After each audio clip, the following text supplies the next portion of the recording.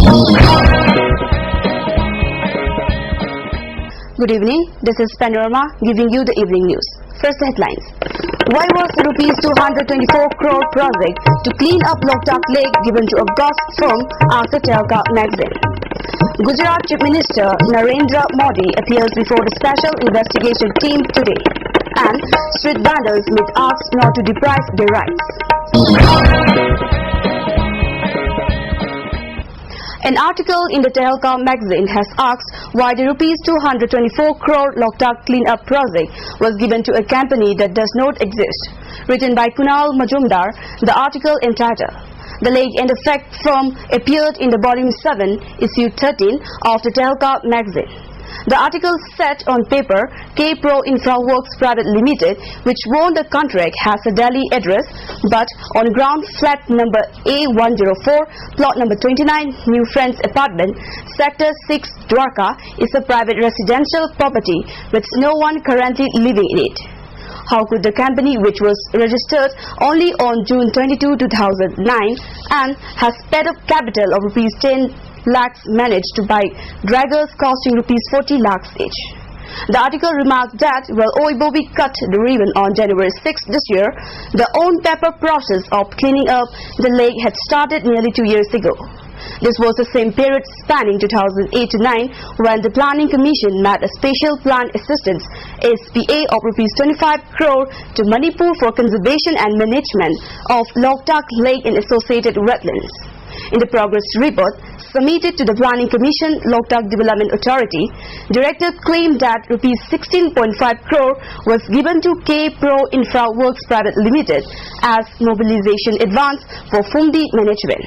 How can a contract be given in financial year 2008-9 to a company that was founded in June 2009? The article asked. The final utilization certificate shows that in all Rs 17.8 crore has so far been spent on Fumdi, water and project management and administration, and the remaining Rs 7.2 crore on conservation and the management of Loktak and associated wetlands.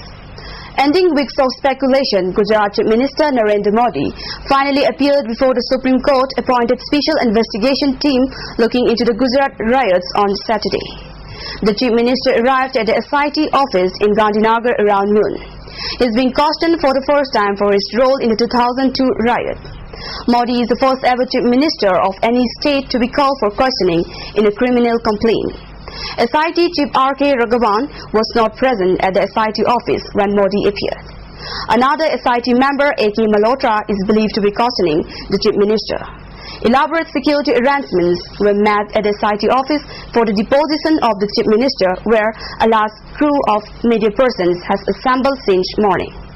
Gujarat government spokesman Jai Narayan Vyas, however, dismissed suggestions of a setback to Modi following his appearance before the SIT. The Chief Minister had few days back informed the SIT that he was willing to appear before the panel on March 27, the day the notice of the team expires. Modi has been named as one of the 63 accused in the petition filed by Zakia Jaffrey, widow of the Congress MP Isan Jaffrey, who was killed by rioters in Gulbakh Society of Ahmedabad on February 28, 2002. In the case filed in the Supreme Court, Zakia stated that Modi and 62 others conspired during the riots and that senior ministers ordered bureaucrats and policemen not to respond to calls for help. More than 1,000 people died in the Gujarat communal riots. Zakia's petition is not specific to Gulbakh riots.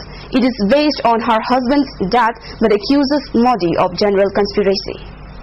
Conditions of the roadside vendors of the state was thoroughly discussed during a one-day meeting of the street vendors held at Gem Hall, Imphal.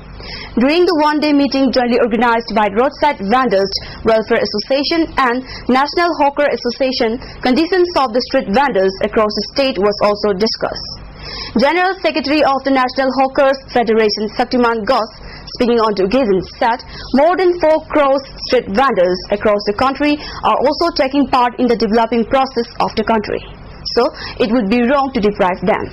The one-day meet was graced by the Labour Minister P.S. Parijat, General Secretary of the All India Trade Union Congress L. Sotin Kumar, Vice President of the All Manipur Nupin Maru, and other leaders of the Kwaraman Petal Vendors leaders as Presidium members. Today's meeting demanded issuance of I-card to street vendors and assurance of security for them.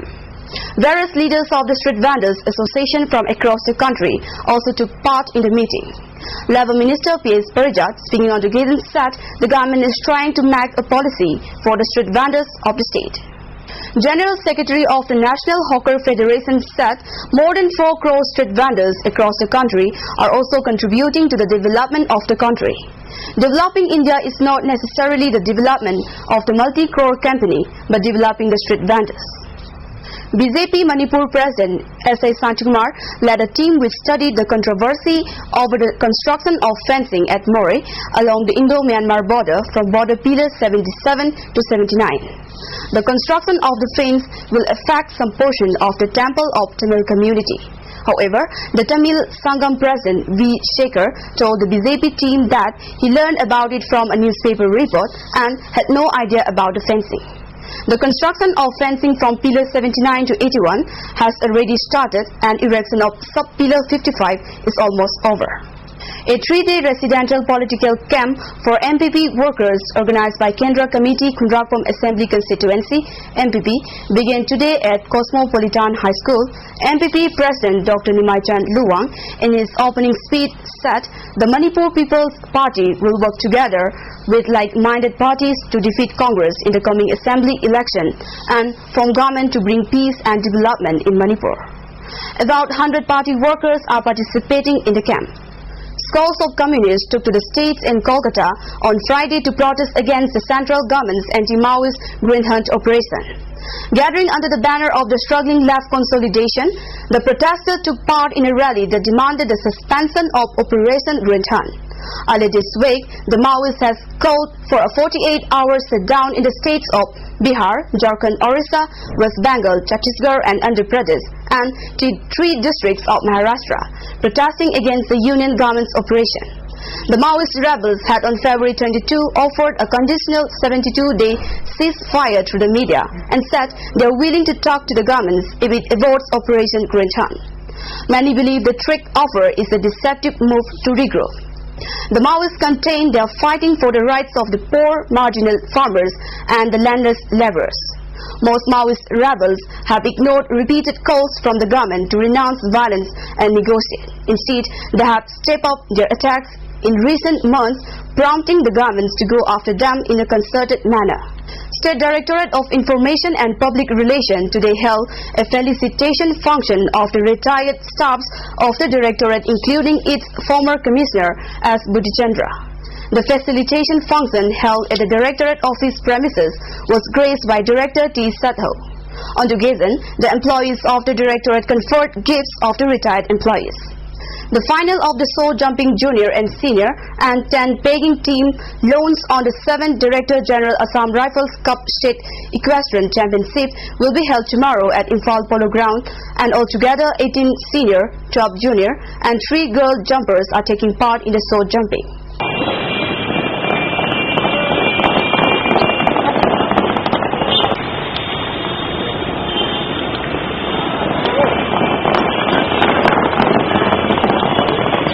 That's all we have for tonight, but before we conclude, the headlines once again. Why was the rupees 224 crore project to clean up Loktak Lake given to a gossip firm after Telka magazine? Gujarat Chief Minister Narendra Modi appears before the Special Investigation Team today, and street vendors meet asked not to deprive their rights. Thanks for being with us. See you tomorrow at the same time. Till then, good night.